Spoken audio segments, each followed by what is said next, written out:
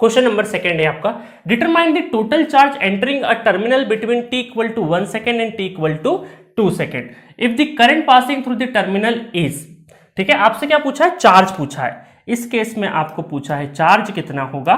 ठीक है, चार्ज पूछा है और करंट दे रखा है, टाइम दे रखा है। तो इसका मतलब है कि यहां पर I equal to D Q by D T.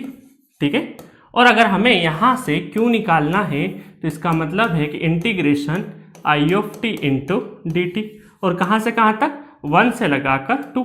ये dt है तो लिमिट भी क्या होगी, टाइम की रहेगी, तो 1 से 2। ठीक है, चलिए तो यहां से कर देते हैं हम लोग। तो यहां पर 1 से लगाकर 2, करंट का एक्सप्रेशन हमें पता है 3t square minus T into D T. Calculation error बहुत सारे स्टूडेंट करते हैं, इस वजह से आप ध्यान रखिएगा, कैलकुलेशन आपको एरर नहीं करना है। ठीक है, चलिए इंटीग्रेशन कर लेते हैं सबसे पहले। तो इसका इंटीग्रेशन, तो 3t का टी स्क्वेयर का T cube divided by 3 minus T square divided by 2 और 1 से लगाकर 2। इसको सॉल्व कर लेते हैं तो कितना हो जाएगा, 3 से 3 कैंसिल आउट हो गया। तो इसका मतलब पहले upper limit minus lower limit, तो 2 का क्यूब माइनस 2 का स्क्वायर बाय 2। ठीक है, माइनस, ठीक है, 1 का क्यूब माइनस 1 स्क्वायर बाय 2। बहुत सारे स्टूडेंट क्या करते हैं यहाँ पे कि यहाँ पे इतनी स्टेप आने के बाद वो मन में कैलकुलेट कर लेते हैं।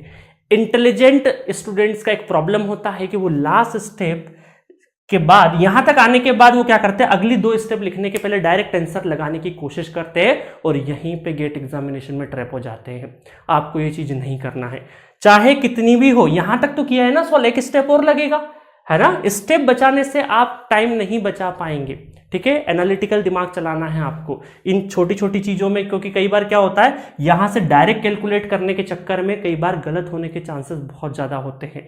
ठीक है, तो जब यहां तक आए हैं तो एक स्टेप और लिख लीजिए, बजाय कि कहीं निगेटिव चले जाए, क्योंकि टाइम भी निगेटिव हुआ है आपका। भाई सॉल्व करने में टाइम तो गया है ना अपने सवाल में, तो क्वेश्चंस में जो टाइम लगा है और जो नंबर दाव पे लगा है वो आप निगेटिव मत होने देना। ठीक है, तो आप यहां पर डायरेक्ट कैलकुलेशन करने के बजाय सॉल्व कर लेना 2 मिनट। चलिए देखते हैं कितना आ जाता है ये। सो ओवरऑल कैलकुलेशन आ गई आपकी 5.5 कूलम।